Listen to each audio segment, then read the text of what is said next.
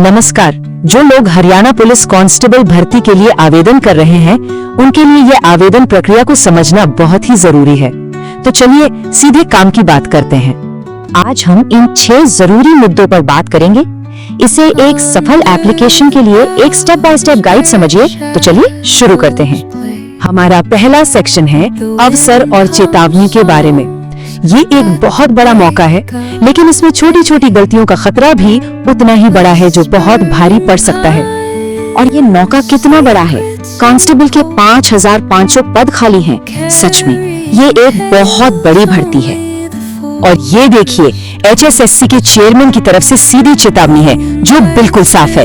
एक बार फॉर्म जमा हो गया तो फिर कोई दूसरा मौका नहीं मिलेगा। इसलिए एक एक डिटेल मायने रखती है।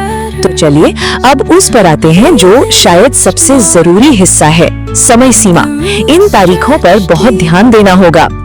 तो खास बात ये है, आवेदन 11 जनवरी को शुरू होंगे और 25 जनवरी को रात 11:59 पर खत्म हो जाएंगे।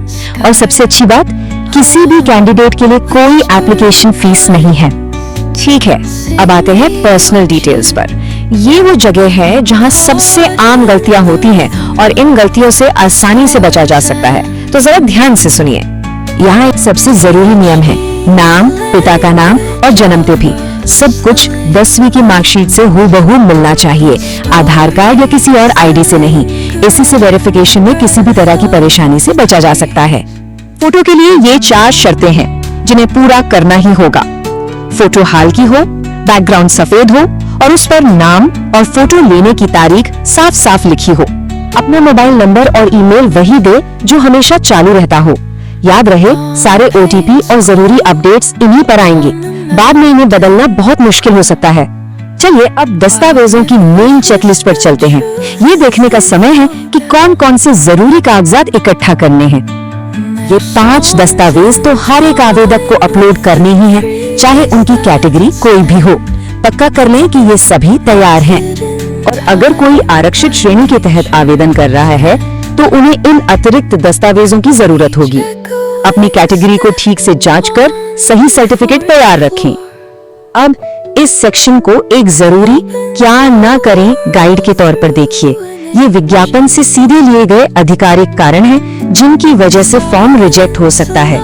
ये है वो गलतियां जो एप्लीकेशन को सीधे सीधे रद्द करवा सकती हैं, जैसे एक से ज्यादा फॉर्म भर देना, फॉर्म अधूरा छोड़ना या डॉक्यूमेंट्स में कोई गड़बड़ी।